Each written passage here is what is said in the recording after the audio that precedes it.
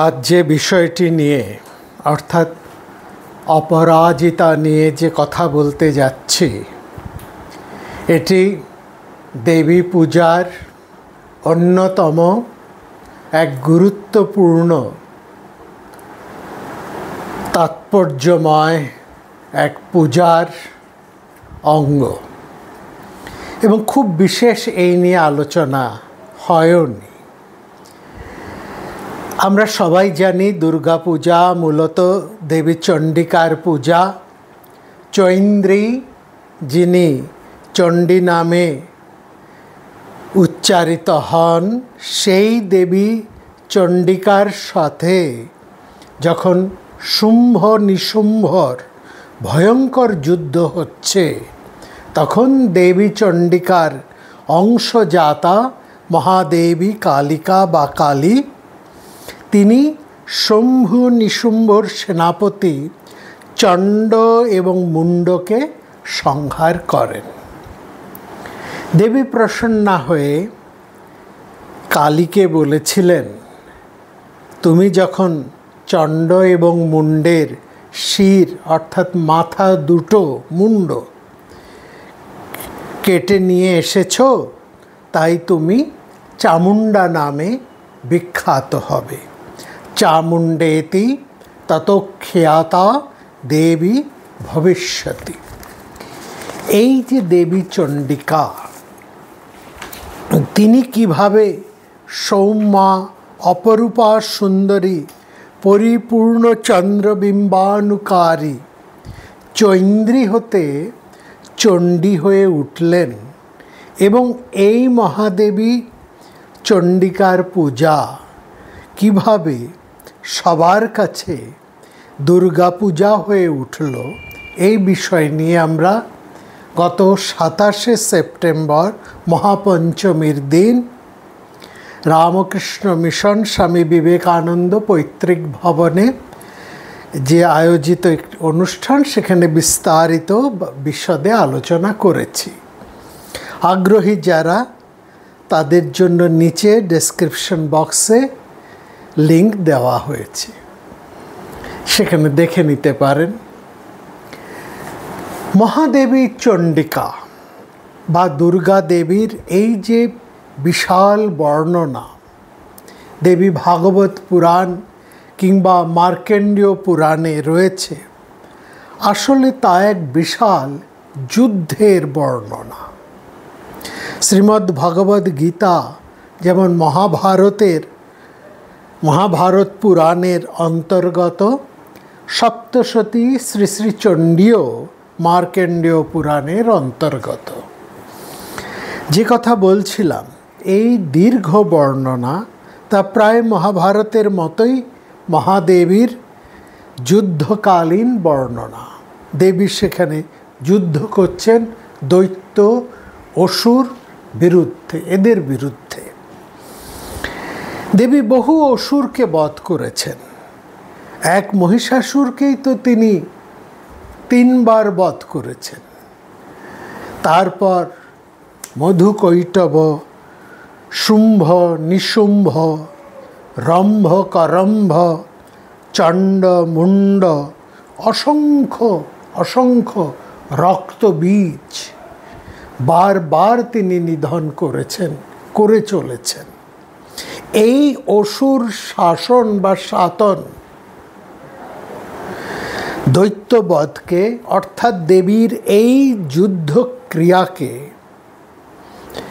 পরবর্তী সময়ে নানান দৃষ্টিকোণ হতে, ভাব হতে, তাৎপর্য হতে ব্যাখ্যা করা হয়েছে। সেখানে শত্রু বিজয়কে কখনো ধার্মিক, কখনো রাজনৈতিক, কখনো সামাজিক, কখনো অর্থনৈতিক বা আত্মিক বা আধ্যাত্মিক দৃষ্টিকোণ হতে, ভাব হতে, তাৎপর্য হতে শাস্ত্রকারেরা, জ্ঞানী ধীমান সাধক হতে বিভিন্ন মানুষ বিভিন্ন সময় বিভিন্নভাবে তার অপূর্ব তাৎপর্যময় ব্যাখ্যা করেছেন। তবে মূল কথা হলো যুদ্ধ, রণ, সংগ্রাম, বিগ্রহ, সমর সাধন, যার মধ্যে রয়েছে প্রধান দুটি পক্ষ, নীতি ন্যায় বনাম অনীতি বা দুর্নীতি, শুভ বনাম অশুভ, কল্যাণ এবং বনাম অকল্যাণ, আলোর অভিযাত্রা সকল অন্ধকার বা তামসের বিরুদ্ধে, মোহের বিরুদ্ধে। খুব ভালো করে মহাদেবীর এই যুদ্ধের প্যাটার্নকে যদি আপনারা লক্ষ্য করেন, সেখানে দেখবেন সেখানে রয়েছে তিনটি প্রধান স্তর। প্রথমে প্রতিবাদ, তারপর প্রতিরোধ এবং সবশেষে চরম প্রত্যাঘাত। আরেকটি বিষয় সবিশেষ লক্ষ্য করার, দেবী চণ্ডিকা অসুর দৈত্যের সময়, অসুর দৈত্য বধের সময় তিনি নির্মম ভয়ঙ্করভাবে তিনি যুদ্ধ করছেন। তিনি কিন্তু হৃদয়হীনা নন, এটাও লক্ষ্য করার। তিনি একাধারে নির্মম, কিন্তু অন্যদিকে তিনি আবার সহৃদয়া। সমর নিষ্ঠুর হলেও কৃপা বা ক্ষমাগুণ তার হৃদয় হতে এতটুকু নষ্ট হয়ে যায় না। আর সে কারণেই তিনি যেমন চৈন্দ্রী হতে চণ্ডী রণরঙ্গিনী হয়ে উঠেছেন, তেমনি তিনি আবার অভয়া, বৎসলা, স্নেহবৎসলা জননীয়। এটা খুব তাৎপর্যময়। মায়ের এই যে বিপরীত রূপ দুটি একসাথে বর্তমান, অভয়া, বৎসলা, রণরঙ্গিনী, আবার তিনি অভয়া। অশুভ শক্তির কাছে তিনি ভয়ঙ্করী, সংহার করতে ললুপা, উগ্রচণ্ডা, আর যারা তার কাছে শরণাগতা তাদের কাছে তিনি বিশ্বার্তিহারিণী, জননী মঙ্গলময়ী, বরাভয়দাত্রী, স্নেহপরা। এই মহাচণ্ডিকাকে অকালে জাগ্রত করেছেন স্বয়ং ব্রহ্মা, রাবণ বধে শ্রীরামচন্দ্রকে সাহায্য করার জন্য। জাগ্রত করা বোধন, সেখান হতে অকাল বোধন। রাত্রমেব মহাদেবী ব্রহ্মণা বোধিতা পুরা। রাত বা রাত্রিকাল হল তামসিকতায়, অনাচারে, উচ্ছৃঙ্খলতায় যখন দেশ সমাজ ভরে যায়, সেই সময়কে বলা হচ্ছে রাত্রি। সেই অসময়ে, সময় শব্দের একটি অর্থ ছন্দময় গতি। যখন সেই গতির সাম্য ছন্দ নষ্ট হয়ে যায় অরাজকতায়, রাজা শাসক থেকে শাসক থেকেও যখন নেই, রক্ষকই ভক্ষক হয়ে ওঠে, সেটাই অসময়। আমাদের ত্রস্তকাল বা আধার। ব্রাহ্মণ অর্থাৎ ব্রহ্মা, যিনি সৃষ্টিকর্তা, তিনি হরিনেত্র নিবাসিনী মহামায়ার আবরণ সরিয়ে জগৎ স্বামী বিষ্ণু অর্থাৎ আমাদের চৈতন্য বা চেতনা শক্তিকে জাগরিত করছেন। এই যে চেতনা শক্তি, যে চৈতন্য শক্তি জেগে উঠলেই মানুষ সমস্ত অন্যায়ের বিরুদ্ধে প্রতিবাদে গর্জে ওঠে, সেটাই হচ্ছে মানুষের বোধন, জাগরণ। দেবীর বোধনের সাথে সাথে বিশ্বের বোধন, সমস্ত শুভ বুদ্ধি সম্পন্ন মানুষের জাগরণ, বোধন। রাবস্য অনুগ্রহার্থায় রাবণস্য বধায় চ। দুটো শব্দ লক্ষ্য করবেন, রাম এবং রাবণ। ভালো করে খেয়াল করুন। শব্দের মাধ্যমে যিনি শব্দের পারে, যিনি শব্দাতীত, তাকে ধরার, তার তাৎপর্য ভেদ করার কি অপরূপ ব্যবহার করেছেন আমাদের শাব্দিক শাস্ত্রকারেরা। রম অর্থাৎ আনন্দ। রম শব্দের অর্থ হচ্ছে আনন্দ। রমণ, চারু, মনজ্ঞ। রম ধাতু হতে রামচন্দ্র, যিনি আনন্দ দান করেন। রমতে রামায় সার্ধং তেন রামং বিদুর্বুদা। রামচন্দ্র যিনি আমাদেরকে আনন্দ দান করেন। রু ধাতু, অন্যদিকে রু ধাতুর অর্থ হচ্ছে কান্না, রোদন, শোক, ভয়, হিংসা, হুঙ্কার, উচ্চরব, চিৎকার, শব্দ দূষণ, পরিবেশ দূষণ, সর্বপ্রকার দূষণ। সেখান থেকে রাবণ। রাবয়ামাস লোকং রাবিত্বং ভয়ম আগতম ইয়ৎ তস্মাৎ রাবণ উচ্যতে। যেখান থেকে আমাদের ভয় উৎপত্তি হয়, সেটাই হচ্ছে রাবণ। ভয়ের সৃষ্টি হচ্ছে যেখান থেকে। দেবী চণ্ডিকার এই যে এত এত অসুর বধের মতোই সর্বত্র সর্বকালে লক্ষ্য করবেন, রাম রাবণের এই যুদ্ধ লেগেই আছে, এর কোনো বিরাম নেই। যুদ্ধে অসুর সংহার করছেন নারায়ণী। কে নারায়ণী? উমা রমাচ। উমা রমাচ নারায়ণী তস্য। নারায়ণী হলেন নারায়ণের শক্তি, যিনি উমা এবং রমা। মায়েরা রমা রূপে আর আমাদের কন্যারা উমা রূপে। বৈষ্ণবী শক্তির অনন্তর বীর্যা বিশেষ বীজং পরিমাসি মায়া।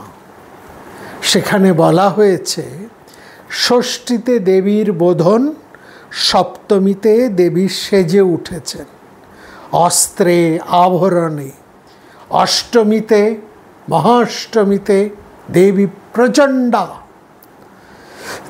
ঘোরা রুদ্রচণ্ডা, দৈত্যদর্প নিষূদিনী, রণদুর্মিনী, মাতণ্ডী, উগ্রচণ্ডা প্রচণ্ডা, অতি ভীষণা। অষ্টমী নবমীর সন্ধিক্ষণে তিনি জলাকরালম অতি উগ্রম অশেষ অসুর সূদনম হিন্নস্তি দৈত্য তেজাংশী। নবমীর প্রথমেই রাবণ বধ, নবমং রাবণং তথা দশমীতে বিজয়োৎসব। আর ঠিক এখানেই আজকের আমাদের এই আলোচ্য বিষয় অপরাজিতা। বিজয়া দশমীতে মহাপূজার পর দেবী শ্রী দুর্গার অভিন্ন মূর্তি অপরাজিতার পূজাবিধি রয়েছে। লক্ষ্য করবেন, দশমী পূজা সমাপনান্তে দেবীকে বিসর্জন, জল বিসর্জন, ঘটেরকে নাড়িয়ে দেওয়া জল বিসর্জন, এই কুণ্ডের মধ্যে দর্পণের দেবী বিসর্জন, দর্পণ বিসর্জন হয়ে যাবার পর সেখানে পূজক এই অপরাজিতার পূজা করতে বসেন। উদয়ে দশমী কিঞ্চিত সম্পূর্ণৈকাদশী यदि শ্রাবণক্ষং যা কালে, শ্রাবণক্ষং ইয়া কালে সা তিথি বিজয়াভিধা। ইয়া কালে, কালে শব্দের অর্থ হচ্ছে অপরাহ্নে, অর্থাৎ বিজয়া দশমীর অপরাহ্নে। অপরাহ্নে মানে শেষে, বিজয়া দশমী পূজার শেষে দেবী অপরাজিতার পূজা করতে হবে। অর্থাৎ দশমী পূজা হয়ে গেলে দর্পণে দেবীর বা ঘট বিসর্জনের পর অপরাজিতা পূজা করতে হয়।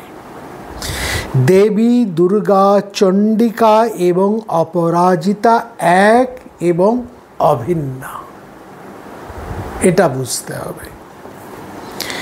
শুধু অভিন্না যে তাই মাত্র নয়, লক্ষ্য করবেন পূজা বিধানে মহাপূজার প্রারম্ভে অপরাজিতার স্তুতি করেই দেবীর মহাপূজা আরম্ভ হয়। এই যে সপ্তমী বিহিত যে দেবী দুর্গার পূজা, তার আরম্ভ হয় এই অপরাজিতার পূজা করে। কোথায়, কিভাবে লক্ষ্য করবেন, ওই যে আমরা একটি পর্বে নবপত্রিকার কথা বলেছি, সেখানে এই যে দেবীর নবপত্রিকা বা যে দেবীর 9টি শক্তি যা এই বিশ্বের মধ্যে রয়েছে, ভেষজের মধ্যে রয়েছে, হ্যাঁ, সেই যে 9টি শক্তিময়ী রূপকে এই অপরাজিতার লতা দিয়ে জড়িয়ে বেঁধে রাখা হয়। এই সব দেবীর 9টি শক্তি যেন অপরাজিতা থাকে। এখানে দুটি শব্দ আছে, লক্ষ্য করবেন, অজিত বা অজিতা এবং অপরাজিতা, অপরাজিত বা অপরাজিতা। অজিত বা অজিতা স্ত্রীলিঙ্গে এবং অপরাজিত বা স্ত্রীলিঙ্গে অপরাজিতা। আসুন এই শব্দ দুটির তাৎপর্যকে আমরা একটু ধরার চেষ্টা করি। অজিত বা অজিতা কিংবা অপরাজিত বা অপরাজিতা দুটোই বিশেষণ শব্দ, কিন্তু এই দুটি শব্দকে অর্থ এক মনে হলেও এই দুয়ের মধ্যে কিন্তু একটু পার্থক্য আছে। এই পার্থক্যটা আমাদের একটু বুঝতে হবে। কি সেই পার্থক্য? অজিত বা অজিতা তার অর্থ হচ্ছে অবিজিত, অপ্রতিহত, অবশীকৃত, অপ্রতিম তেজ। বলা হয়েছে, একটি চমৎকার কাহিনী আছে, আপনারা জানেন সেটি।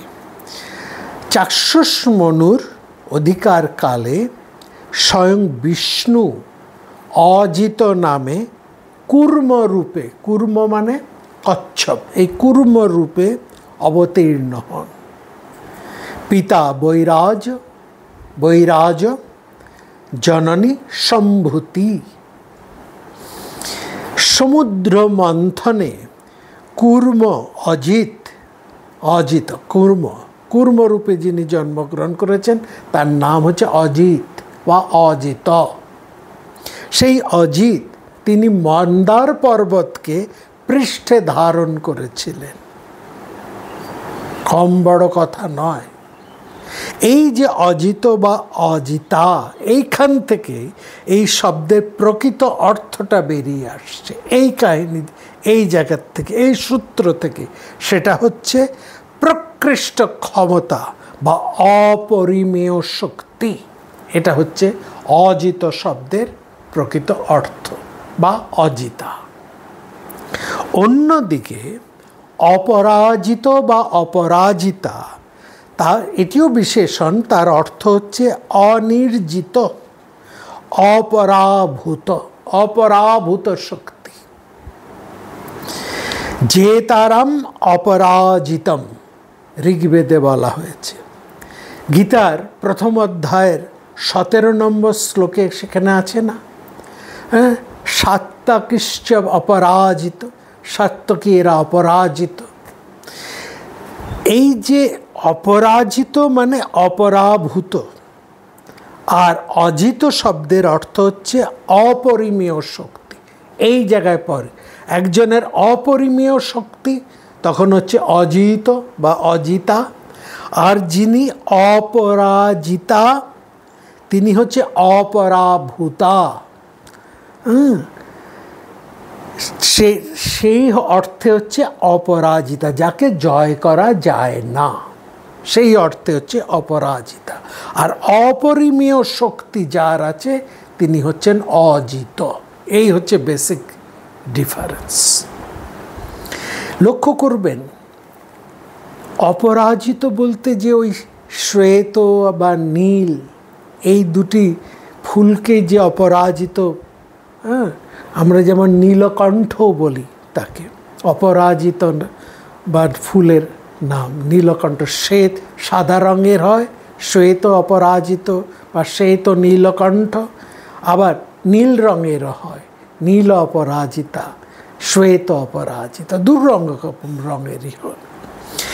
এই শুধু এই দুটো এই পুষ্পলতাকেই কেবলমাত্র বোঝায় না অপরাজিতা কথা। অপরাজিতা বলতে যেমন অপরাজিতকে বোঝায়, তেমনি শেফালি ফুলকেও বোঝায় অপরাজিত। কারণ অনর্গল যে ঝরে পড়ছে, যার এই ঝরে পড়ার কোনো শেষ নেই। শেফালি ফুল দেখেছেন, এই সময় শেফালির একেবারে সাদা হয়ে থাকে মাটি, এত অনর্গল ঝরছে অনর্গল ঝরা। সেখানেও যেন একটা সেই অনর্গলতার ধারাবাহিকতা রয়েছে, অপরাজিতার একটা ভাব শেফালির মধ্যে রয়েছে। অনর্গল ঝরে ঝরে পড়ছে দেবীর চরণ, এই পৃথিবীর ওপরে, মাটির ওপরে। কি চমৎকার গন্ধ, কি অপূর্ব বর্ণ, আর কি চমৎকার আকৃতি শেফালি। হ্যাঁ, জয়ন্তী, জয়ন্তীকেও অপরাজিতা বলা হয়। আরেকটি হচ্ছে অসন, অদন্তসন, অসন। অসন মানে হচ্ছে হলুদ শাল, যাকে আমরা পিয়াল বলি, এও অপরাজিতা। আর অপরাজিতা কাকে বলা হয়? অসন, অতালিব্যস দন্তান্ন, মানে শিশু অশ্বত্থ গাছকে বলা হয় অসন, এও অপরাজিত। এই অশ্বত্থ গাছ, যার আদি অন্ত নেই, তাকেও বলা হচ্ছে অপরাজিত। মনে রাখবেন, তারপরে শমী বৃক্ষ, যজ্ঞ কাষ্ঠ যার থেকে হয়, শমী বৃক্ষ। দুর্বা, যে দুর্বাকে পাথর চেপে রাখলে হলুদ হয়ে যায়, পাথর সরিয়ে দিলে আবার দুর্বা বেঁচে ওঠে, যার অনন্য প্রাণ শক্তি, অদম্য প্রাণ শক্তি, যে প্রাণ শক্তির শেষ নেই, তাকেও বলা হচ্ছে দুর্বা। অর্থাৎ এই অপরাজিতার ভাব শুধু ওই অপরাজিতার সেই যে নীলকণ্ঠ ফুলের মধ্যেই যে রয়েছে কেবলমাত্র তা নয়, সেটি রয়েছে শেফালিতে, জয়ন্তীতে, পিয়াল অর্থাৎ হলুদ শালে, রয়েছে শিশু অশ্বত্থ গাছের মধ্যে যে এখন শিশু আছে, পরে বিরাট মহিরহ হয়ে উঠবে, শমী বৃক্ষে, দুর্বার মধ্যে। এই যে প্রাণ শক্তি, অপরাজেয় প্রাণ শক্তি, তিনি হচ্ছেন অপরাজিতা। এই দেবীকেও বলা হচ্ছে এই অপরাজিতা, এই অর্থ এখানে নেওয়া হচ্ছে অপরাজিতার এই অর্থ। তো এইখানে আমরা দেখছি তিনি এই যে অপরাজিতা যে বিষয়টি আমরা এখানে পাচ্ছি, এই যে অপরাজিতার যে শব্দ দুটোকে আমরা এখানে লক্ষ্য করলাম, সেখানে আমরা দেখছি এই যে অশুভ শক্তির বিরুদ্ধে, অন্যায়ের বিরুদ্ধে, সর্বপ্রকার অবিচারের বিরুদ্ধে যে প্রতিবাদ সংগ্রাম, সেখানে অপরাজিতার তাৎপর্য গভীর। কীরকম? দেবী বহু দৈত্য অসুর বধ করেছেন, শুধু করেছেন না, করে চলেছেন, একটা ধারাবাহিকতা। এত অসুর, শেষে রক্তবীজ, মানে শেষ হচ্ছে না, রক্তবীজের ঝাড়। পরবর্তী সময়ে দেবী রাবণ বধ করেছেন, সেই সাথে আরও কত অপশক্তি। এই যুদ্ধ, এই সংগ্রাম, এই সমর চলছে নিরন্তর। সব রক্তবীজ শেষ হয়েও যেন শেষ হতে চায় না। আমাদের নিজেদের ভেতরে, অন্তরের মধ্যে যে রিপু বিকার রয়েছে, তার কি কোনো ইয়ত্তা আছে? তার কি কোনো শেষ আছে? অশ্বত্থের ফেকড়ির মতন কাটছে, আবার গজিয়ে উঠছে। সমূলে শেষ না করলে শেষ হয় না। একেবারে মূল আকর্ষণ করে না তুলে ফেললে তার শেষ হয় না। এই সংগ্রামে জয়ী হবার পরও যেন বিজয় অক্ষুণ্ণ থাকে, সতর্কতা যেন জারি থাকে, এই তাৎপর্যে অপরাজিতার অর্চনা। অপরাজেয় যেন হতে পারি সর্ব অশুভ বিকারের প্রত্যাঘাতে। দেবী অপরাজিতার ধ্যান মন্ত্রটি অপূর্ব। সেখানে বলা হয়েছে, চতুর্ভুজা পীতবস্ত্রং সর্বভরণভূষিতম উপর্যস্তয়ো খড়গবর্ণধরং অধস্তনস্তৈর্বরা ভয়করাম। অর্থাৎ দেবী চতুর্ভুজা, পীত বস্ত্র, হলুদ কাপড়, একেবারে দেবী দুর্গা, সর্ববর্ণভূষিতম, খড়গবর্ণ, সমস্ত অস্ত্রধারিণী, তিনি অভয়কারিণী। বৌদ্ধতন্ত্রেও অপরাজিতার ধ্যান মন্ত্র রয়েছে, অপূর্ব সেই ধ্যান মন্ত্র বৌদ্ধতন্ত্রের মধ্যেও রয়েছে। অপরাজিতা পীতা দ্বিভুজৈকমুখী নানারত্নোপশোভিতা গণপতি সমক্রান্তা চপেটদনাভিনয় দক্ষিণকরা গৃহীত পাশ তর্জনীক হৃদয় স্থিত বামভুজা अति भयंकर कराल रौद्रमुखी अशेष मार निर्दलनी ब्रह्मादि दुष्ट रौद्र देवता परिकरश्चित श्रत्राचेति।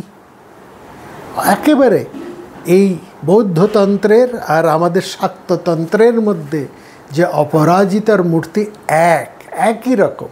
সেখানে বৌদ্ধ তান্ত্রিক সংগ্রহে এবং অন্যান্য বৌদ্ধ শাস্ত্র গ্রন্থে দেবী অপরাজিতার উল্লেখ রয়েছে। সেখানে দক্ষিণ দ্বারে অপরাজিতং পীতবর্ণং রত্ন সম্ভব মুকুটং দক্ষিণ হস্তভ্যং ঘণ্টাপাশ ধরা। একেবারে দেবী দুর্গারই তো চেহারা আমরা সেখানে পাচ্ছি। খননকালে নালন্দা বিহারে দেবী অপরাজিতার মূর্তি পাওয়া গেছে। কলকাতা বিশ্ববিদ্যালয়ের মিউজিয়ামেও একটি অপূর্ব অপরাজিতার মূর্তি আছে। অপরাজিতাই হচ্ছেন দেবী দুর্গা। দেবী ভাগবতে অপরাজিতার চমৎকার বর্ণনা রয়েছে। সেখানে বলা হচ্ছে, দেবী ভাগবতের বর্ণনাটা শুনুন, কি চমৎকার সেখানে বলা হচ্ছে। অপরাজিতা ব্যাখ্যা করছেন, কি অনন্য সেই ব্যাখ্যা। ইচ্ছাশক্তা জ্ঞানশক্তা ক্রিয়াশক্তিয়া সমন্বিতা লজ্জাতুষ্টিস্তথা পুষ্টি কীর্তিষ্কান্তিষ্ক্ষমা দয়া বুদ্ধি মেধা স্মৃতি লক্ষ্মী মূর্তিম ইতঙ্গনা স্মৃতা জয়া চ বিজয়া চৈব অজিতা চ অপরাজিতা। এখানে অজিতা এবং অপরাজিতা এই দুটি নামেরই উল্লেখ আছে, যে আমরা শুরুতে যে কথা আমরা বলেছি, অজিত বা অজিতা এবং অপরাজিত বা অপরাজিতা। এখানে তাই বলা হচ্ছে, জয়া চ বিজয়া চৈব অজিতা চ অপরাজিতা। এবং এই যে দেবীর নানা রূপের কথা, নানা গুণের কথা এখানে বলছে। এই অপরাজিতার মধ্যে দেবীর সমস্ত গুণগুলি বর্ণনা করা হয়েছে। তার মধ্যে রয়েছে ইচ্ছা শক্তি, জ্ঞান শক্তি, ক্রিয়াশক্তি সমন্বিতা। এই দেবী অপরাজিতার রূপ, এই তিনটে রূপ যেখানে, সেখানেই দেবী অপরাজিতা হয়ে ওঠেন। এই তিনটি শক্তি যেখানে এক হয়। তারপরেও কি আছে, আমরা যে বলেছি তিনি যোদ্ধা, অসুর দলনী হয়েও তিনি কিন্তু মাতৃরূপা। সেখানেই দেখুন লজ্জা পুষ্টি তথা পুষ্টি কীর্তি শান্তি ক্ষমা দয়া বুদ্ধির মেধা স্মৃতি লক্ষ্মী মূর্তিম ইতাঙ্গনা স্মৃতা। এবং সেখানে বলছেন নিত্যাবিলাসিনী দৌগ্ধ্রী। এই যে দ্রৌগ্ধ্রী, এই কথার অর্থ হচ্ছে দহনকারিণী, যিনি দহন করেন। অঘরা মঙ্গলা নব পাঠশক্ত একাস্তু সেবন্তে যা পরম অম্বিকাম, যার নিত্য সেবা করে চলেছেন। কারা সেবা করে চলেছেন? এই অপরাজিত, এই সমস্ত শক্তি যে দেবীর সেবা করে চলেছে। এইখানে এই যে সেবা শব্দটি, এই সেবা শব্দটির অর্থ একটু বোঝার আছে। সেবা শব্দের অর্থ হচ্ছে আশ্রয়, যার মধ্যে সমস্ত গুণগুলি আশ্রিত থাকে। সেবা শব্দের মধ্যে যেমন আরাধনা, ভক্তি, শুশ্রূষা এইসব অর্থ আছে, তেমনি সেবা শব্দের আরেকটি অর্থ হচ্ছে আশ্রয়, যার মধ্যে দেবীর এত সমস্ত গুণ আশ্রয় করে আছেন। তিনি অপরাজিতা, যার মধ্যে এত সকল গুণ বর্তমান, যার চরিত্রের মধ্যে এত সমস্ত গুণ বর্তমান, যার মধ্যে এত নবধার শক্তি আশ্রিত, তিনি হচ্ছেন অপরাজিতা। কিন্তু সেখানে দেবী এই ভাগবতের মধ্যে কি চমৎকার করে বলছে দেখুন, নবরত্না বহানদ্যস্তথা বৈ কাঞ্চন স্রবা সপ্ত ধাতু বহানদ্যে নিধিকান্তু বিনির্গতা সুধা সিন্ধুস্তগামিন্যস্তা সর্বা। বলছে দেবীর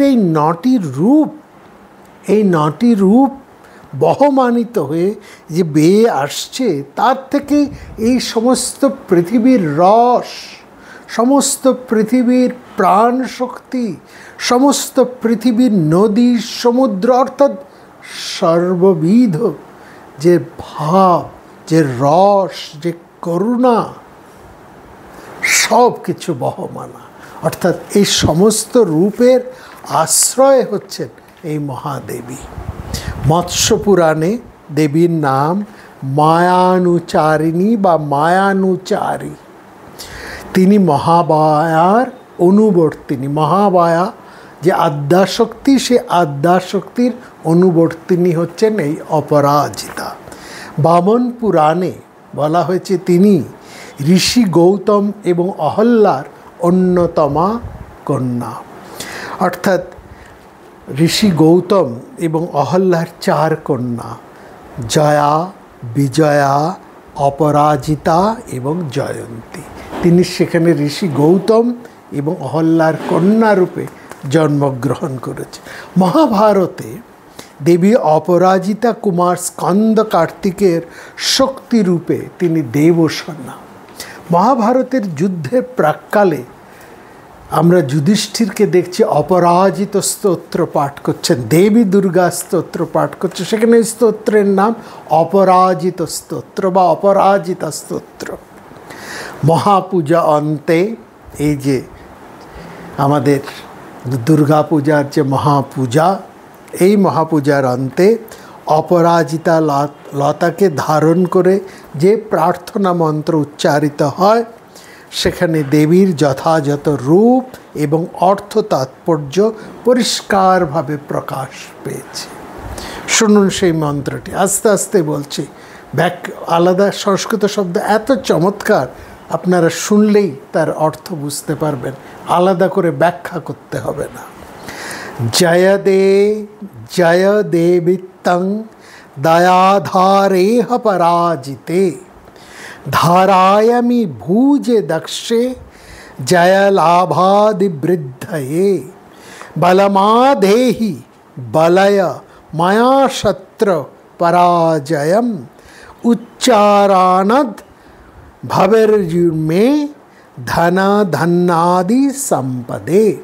হে বিজয় প্রদায়িনী, দয়াময়ী, দয়ার আধার দেবী অপরাজিতা, তোমার জয় হোক। প্রথমে তার জয়গাথা উদ্ঘোষণ করা হলো। তারপরে তার কাছে প্রার্থনা করা হচ্ছে, তার জয় উদ্ঘোষণ করে, দেবী তোমার জয় হোক। তারপরে বলছেন সকল অন্তর এবং বাহির শত্রুর উপর, আমাদের বাইরের শত্রু কিছু নয়, আমাদের ভেতরেও যে শত্রু আছে, কাম, লোভ, মোহ, মাৎসর্য, হিংসা, এই যে আমাদের রিপু, ষড়রিপু, এই অন্তর এবং বাহির শত্রুর উপর বিজয় লাভ বৃদ্ধির জন্যে, জয় লাভাদি বৃদ্ধায়ে, বিজয় লাভ বৃদ্ধির জন্য তোমারকে দক্ষিণ হাতে ধারণ করেছে। এই লতা মধ্যে তোমার অবস্থান, এই লতা হচ্ছে তোমার প্রতীক, এই অপরাজিতা লতা তোমাকে ধারণ করেছি, এটা হচ্ছে প্রতীকী। আসলে তোমাকে আমরা ধরেছি। হে দেবী, তুমি আমাদের অন্তর এবং বাহিরের সমস্ত শত্রুর উপর বিজয় লাভকে বৃদ্ধি করো। হে লতারূপিণী মহাদেবী, যাতে আমি সকল শত্রুকে পরাজিত করতে পারি, আমার শক্তি বীর্য যেন অক্ষুণ্ণ থাকে, সেজন্য আমাকে বলবান, শক্তিবান, বীর্যবান করে তোলো। তোমাকে উত্তম রূপে ধারণ করে যেন আমার সর্বপ্রকার ইহলোক এবং পরলোকের সম্পদ লাভ হয়। দেবীর অনন্য প্রণাম মন্ত্রটি হর পাপং, হর ক্লেশং, হর শোকং, হর আসুখং, হর রোগং, হর স্ক্ষোভং, হর মারিং, হর প্রিয়ে। সবশেষে দেবীর কাছে কৃতজ্ঞতাঞ্জলি হয়ে ভক্ত প্রার্থনা করেন, কায়েন মনসা বাচা কর্মণা যৎ কৃতং ময়া জ্ঞান অজ্ঞানেন কৃত পাপং দুর্গে তমেহ দুর্গে। একেবারে দুর্গার কাছে যে প্রার্থনা, অপরাজিতার কাছে একই প্রার্থনা। আমাদের বিবেক বুদ্ধি সহ সব ধরনের মানবিক গুণগুলি, সব ধরনের মানবিক গুণগুলি যাতে অক্ষুণ্ণ থাকে, অম্লান থাকে, তার জন্যও দেবীর কাছে প্রার্থনা করা হয়েছে। রক্ষন্তু সমাদয়া সর্ববিধ কল্যাণায় বুদ্ধির মেধা ধৃতি শ্রী পুষ্টি কীর্তি যশঞ্চ চ সর্বশ্রয়া মহাদেবী রক্ষতু সতং ময়ী। আমাকে সর্বতোভাবে রক্ষা করো, আমার সমস্ত মনুষ্যত্বকে যেন রক্ষা পায়। এই হচ্ছে অপরাজিতার কাছে প্রার্থনা। মনুষ্যত্ব রক্ষা পেলে সে অপরাজিত থাকে, এটাই হচ্ছে মূল তাৎপর্য। আধ্যাত্মিক গুণাবলী ছাড়াও বস্তু জগতের সামাজিক, রাষ্ট্রিক, অর্থনৈতিক সম্পদও যাতে রক্ষা পায়, সে কারণে কৌটিল্য তার অর্থশাস্ত্রে দুর্গে অধিষ্ঠাত্রী যে দেবী, যিনি দুর্গা নামে প্রতিষ্ঠিতা, পরিচিতা, কৌটিল্য অর্থশাস্ত্রে তাকে কিন্তু দুর্গা বলছেন না, তাকে বলছেন, সেখানে তিনি দেবী অপরাজিতার নাম উল্লেখ করেছেন। দুর্গে অধিষ্ঠিত যে দুর্গা, যিনি মানুষের বস্তু জগতের সামাজিক, রাষ্ট্রিক, অর্থনৈতিক সমস্ত ক্ষমতা, সমস্ত সম্পদ যিনি রক্ষা করেন, তার নাম কৌটিল্যের অর্থশাস্ত্রে অপরাজিতা। এটা লক্ষ্য করার, যিনি সর্বার্থে সর্বদা অজিতা এবং অপরাজিতা। এই হচ্ছে অপরাজিতার চমৎকার তাৎপর্য। এই জন্য সমস্ত দুর্গা পূজার এই দীর্ঘ 9 দিন ব্যাপী, 7 দিন ব্যাপী, যেমনই কল্প অনুসারে তার পূজা করা হোক না কেন, সমস্ত পূজা অন্তে সব কিছু যাতে অক্ষুণ্ণ থাকে, এই মহাশক্তির কাছ থেকে যে শক্তি আমরা প্রার্থনা করি, সেই শক্তি এবং আমাদের মানবিক গুণাবলী যাতে অক্ষুণ্ণ থাকে, তার কাছেই এই মহাদেবী অপরাজিতার কাছে পূজা। এই জন্য দশমী পূজার শেষে এই অপরাজিতার পূজার প্রার্থনা। অনন্য এই অপরাজিতার মহিমা।